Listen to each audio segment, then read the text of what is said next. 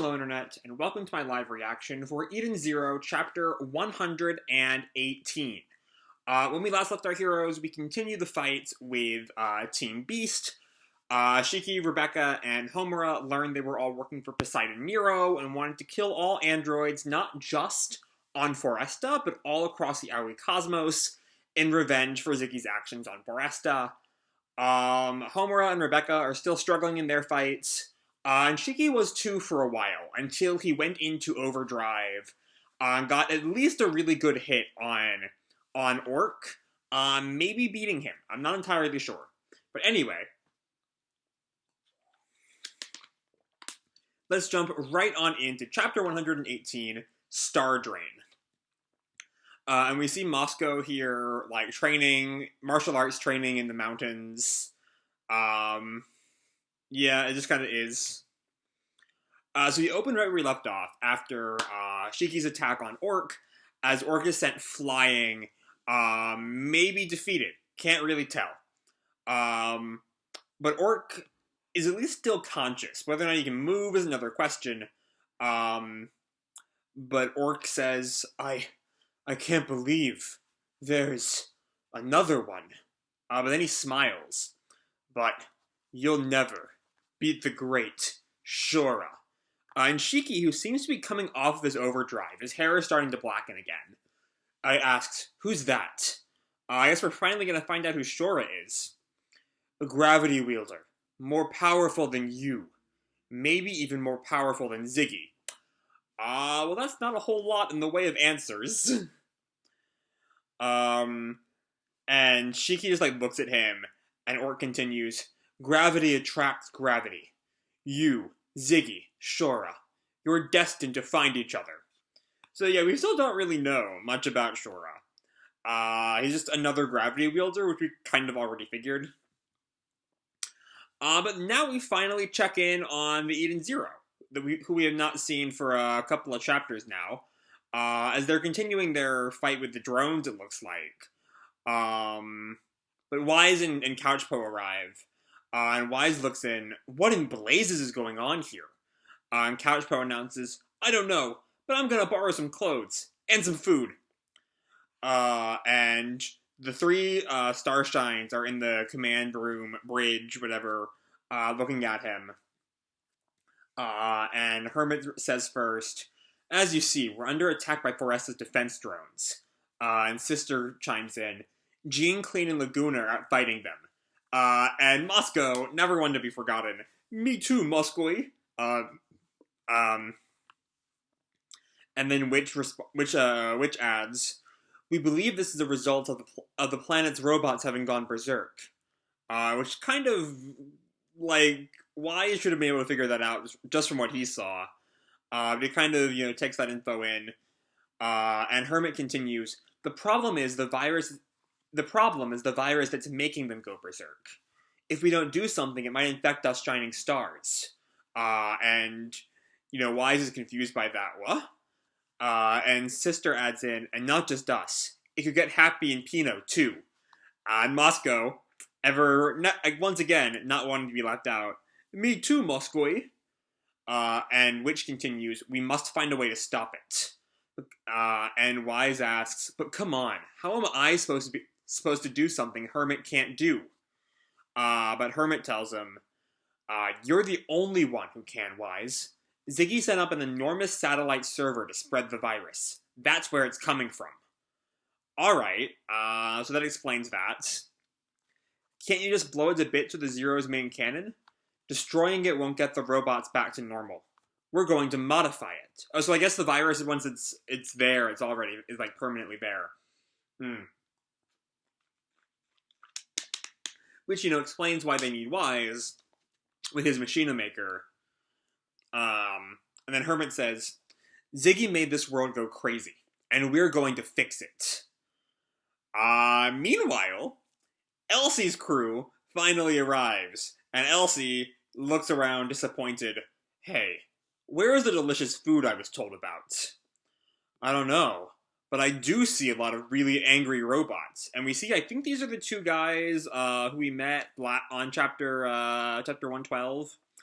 I forget their names, but the Aren't they like ice and fire guys? At least themed. We see the flaming F and the fire sleeve on the guy on the left. And I think the other one is like ice themed. Um, anyway, I don't know. But I do see a lot of really angry robots. I don't think these guys are going to really give Elsie's crew any trouble. We see the robots, like, swarming towards them. And Elsie sighs. No one's happy to see pirates, are they? That doesn't appear to be their problem. And then the fire guy. Then what does appear to be the problem? These androids have lost their reason. And Elsie looks on. Something has gone wrong on this planet. So yeah, now we have. I mean, it was obvious from a few chapters ago that Elsie would eventually join the meat of this arc. But now they're here. They are forced to attack humans whether they want to or not. The poor things. But I too must protect my family. Forgive me. And then she starts requipping. Which, I mean, I know she's, like, modeled after Erza. But yeah, it's a requip. Yes, Highness's ether gear. How do you like that, Foresta? You like being absorbed by our Highness? So her like, crew members. The Ice and Fire guys, though, blush due to her whole, being nude a second ago. And then she gets into what looks, honestly, a little similar to one of Lucy's star dresses from late Fairy Tale. The obvious reference, and especially with the feathers in her hair, do call to mind Erza's armor. Star Drain Foresta. So does she have like different outfits depending on the planet she's on? Because this is actually kind of the first time you've seen Elsie be on a planet. She's normally been like on the Skull Ferry or on the Eden Zero. I don't think we've ever seen her on a planet before. And then some of the crew watching. That never stops being cool. Absorbing a planet's ether and forging it into battle gear? Oh, wow. That is honestly quite the ability. And then one of the guys, I love her naked transformation. And the two Ice and Fire guys, like, snap at him. Never look at her Highness like that. And Elsie turns to the robots. You have done nothing wrong, so I will end this quickly. 7 stars, leave your mark. Grand Chariot. And even the hand symbol she does calls to mind Jellal's attack in Fairy Tale. Just to make the reference very, very obvious. And then meanwhile we see the Justice Squad is also on Foresta. Presumably directly looking for Elsie, given that they were chasing her last time we saw him. Anyway, one of Justice's henchmen. What's up, Justice? This ether reading. It's Elsie. And then the larger henchman. But this is a neutral planet. And the guy with the kind of like rooster hair, whose name I can't remember. And it's in Poseidon Nero's territory. By my authority as a member of the Erosian Seis Interstellar, Elsie will be arrested. I don't know if your authority works here on a planet owned by a member of the Galactica. But whatever you say, bro. Whatever you say.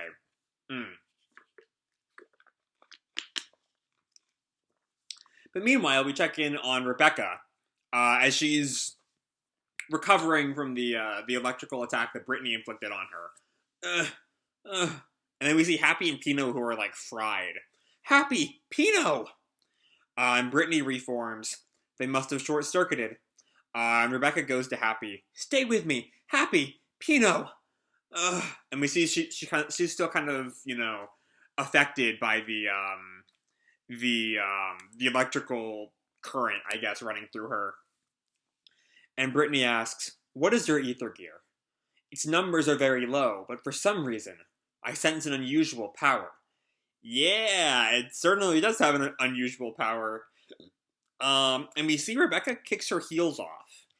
Are we about to see World 31?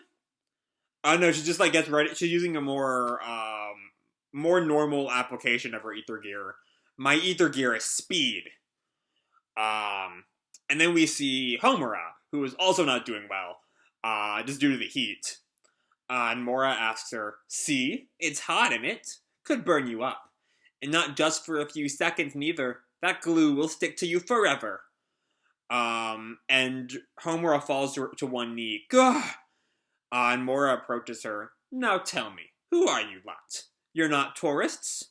And Homura doesn't say anything. "Well, it doesn't matter. Death is what comes to those stupid enough to challenge Poseidon Nero, innit? If they're like you, your friends are a bunch of nothings. Stupid little twits, but don't know how the world works. Every one of you with that idiotic expression. Babbling on about saving bots and hearts. It's so naive, it makes you want to vomit, don't it?" So yeah, he's just kind of really needling into Homura, which makes it seem to me like this is going to be the next fight we focus on. If Homura does not have like a turnaround in the next 4 pages and just wins. And Homura starts to rise, egged on by Mora's words, and Mora is kind of shocked at that. "I can endure the pain and the heat. However, I cannot bear such insults to my friends." So yeah, kind of not quite what I was getting at exactly. I'm especially looking at this bottom panel here. I don't think that Homer is gonna win in this chapter. Because now we move to the planet Nero 73. We see this kind of, very futuristic looking city, very, very like sci-fi tinged.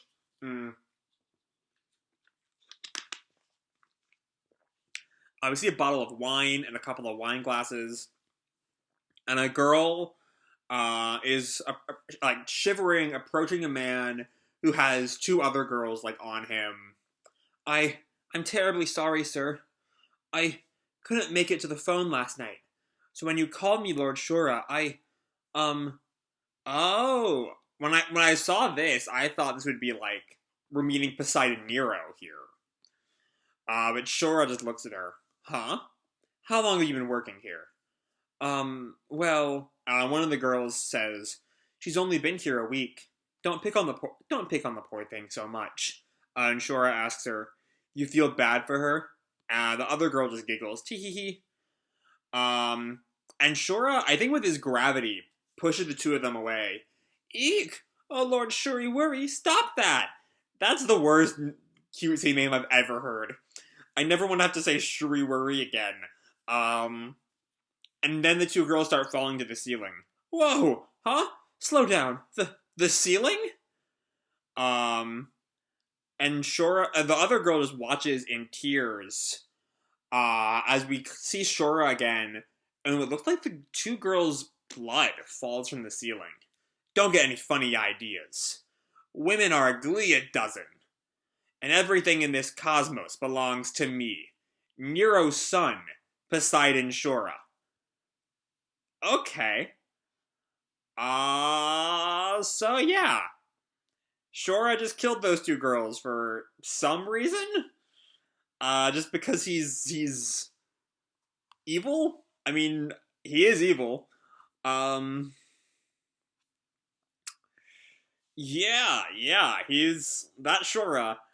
I don't know. Shura seems to be leaning very heavy on being a mix of edgy boy and honestly, edgy boy is like one of the big things here. He's just so much. There's just so much going on right here. And personality-wise, he just seems kind of like a very the similarity that comes to mind is not quite Iliga,